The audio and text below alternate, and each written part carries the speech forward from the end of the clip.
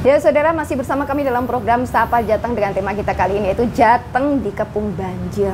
Dengan narasumber kita yaitu Kepala Pelaksana BPBD Provinsi Jawa Tengah, Pak Bergas. Tadi sudah disampaikan banjir yang di Demak. Ini kan di Kudus juga, di Gerobokan juga, dan di Gerobokan ini ada 2 titik tanggul yang jebol. Bisa dijelaskan nih Pak? Ya, jadi kalau Gerobokan itu kan ada dari Sungai Tuntang yang awalnya dari Solo Tigo atau daerah Ungaran ya.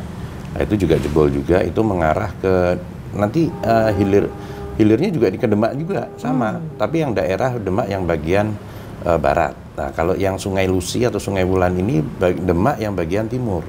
Nah, berarti Demak kena barat dan timur? Iya, iya, betul.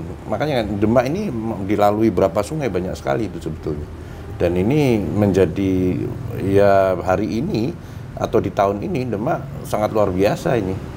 Semangatnya, kemudian ya warganya harus semangat. Untungnya dari kejadian di awal di bulan Februari itu pos komando itu sudah terbentuk. Jadi sampai hari ini masih aktif ini.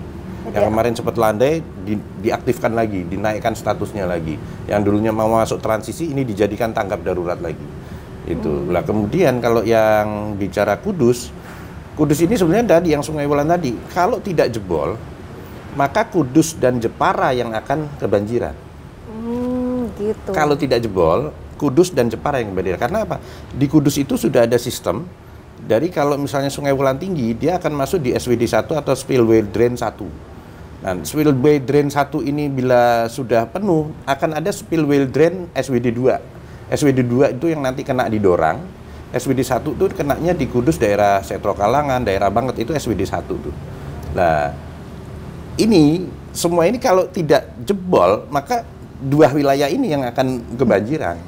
Ternyata jebol. Jebol, yang sini kering. Langsung sekarang sudah lebih surut karena sudah jebol. Jebol di Demak yang kena lagi. Daerah Kudus dan Jepara, yang daerah Setro, daerah Banget, itu sudah mulai kering, termasuk Dorang. Kemarin ditinjau oleh beliaunya, Kepala BNPB beserta Pak PJ Gubernur, ya sudah mulai kering. Karena air yang mestinya limpas ke sana, masuk. Pindahnya ke situ. Jadi kan Demak ini dapat sana, dapat sini, tapi kok dapatnya dapat banjirnya gitu. Ya. Pasti kan dari pihak BPBD sendiri ada upaya evakuasi pasti ya Pak ya. Untuk posko tadi sudah disampaikan. Kemudian selain di Gerobokan ini, apakah ada antisipasi supaya tanggul tidak jebol lagi, melihat kondisi kalau dari BMKG kan sampai tanggal 20 Maret.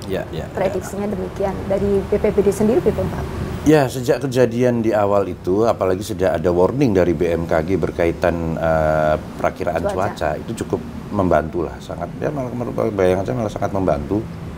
Bagaimana masyarakat siap-siap, mereka akan sadar, oh ini siap-siap nih, wilayahnya banjir, begitu. Maka itu menjadi penting. Nah, untuk itu maka dari Jawa Tengah, dari Pak Gubernur, PJ Gubernur mencoba ya istilahnya bagaimana nih antisipasinya. Salah satunya meminta dukungan kepada BNPB untuk dilakukan teknologi modifikasi cuaca.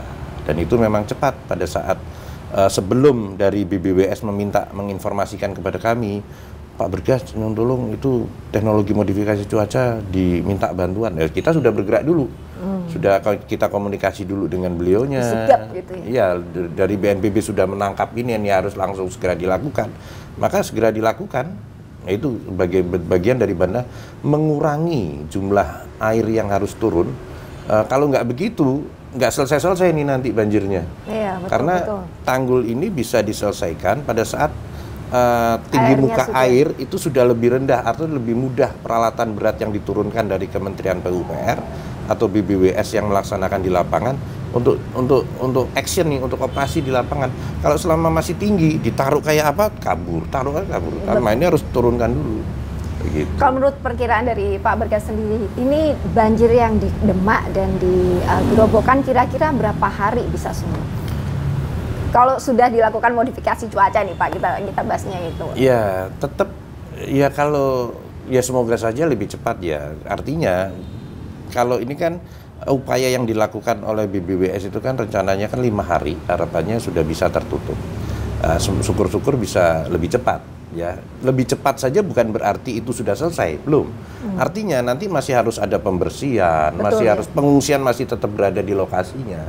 Maka untuk itu kalau kita bicara pembersihan, ya kita sudah berjalan ya kemarin ya, alhamdulillah banyak dibantu berbagai pihak, termasuk TNI Polri, bagaimana pasukan TNI dengan peralatannya, bagaimana Polri dengan peralatannya, termasuk teman-teman relawan PMI dengan peralatannya.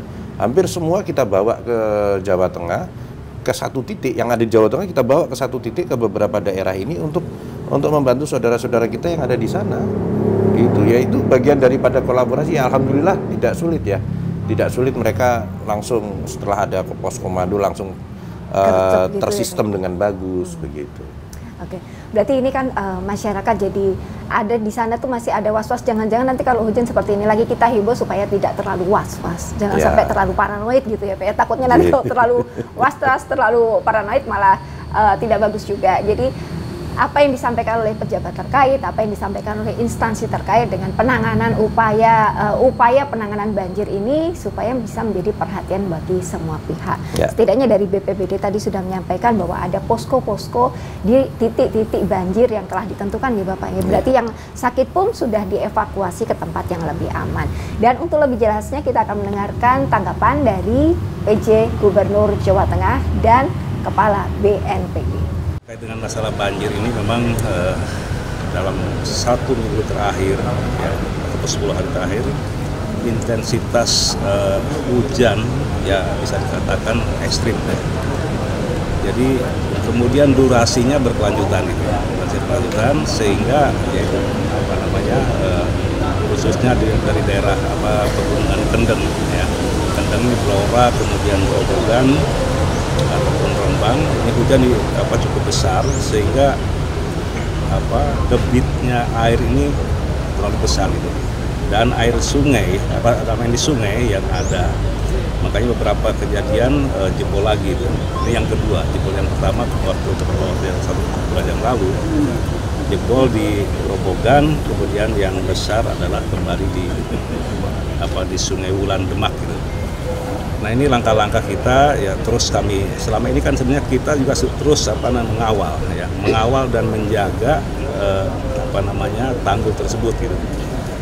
BPWS dari PUPR, kemudian BPBD, kemudian TNI Polri terus mengawal. Tetapi ya itu kembali memang karena debit daripada hujan yang demikian ekstrim dan airnya memang sudah dia tidak terkontrol gitu, sehingga ada beberapa jebol kembali gitu. Dan ini insya Allah ya tadi dari tugas kita rapatkan dari BPBD kemudian dari BMKG, langkah pertama yang sudah dilakukan tadi adalah TMC ya tadi ya, rekayasa cuaca sudah berjalan 3 hari dan alhamdulillah hari ini tidak ada hujan. Ini bisa mengurangi gitu ya, banjir yang saat ini terjadi. Direncanakan sampai tanggal 20 operasi teknologi modifikasi ini dilaksanakan dan hasilnya sudah terlihat ya. Beberapa hari ini hujannya sudah relatif lebih kecil daripada hari-hari sebelumnya. Kemudian ini 9 kabupaten kota juga menetapkan status tanggap darurat. Tentu saja pemerintah pusat hadir ya sesuai dengan arahan Bapak Presiden.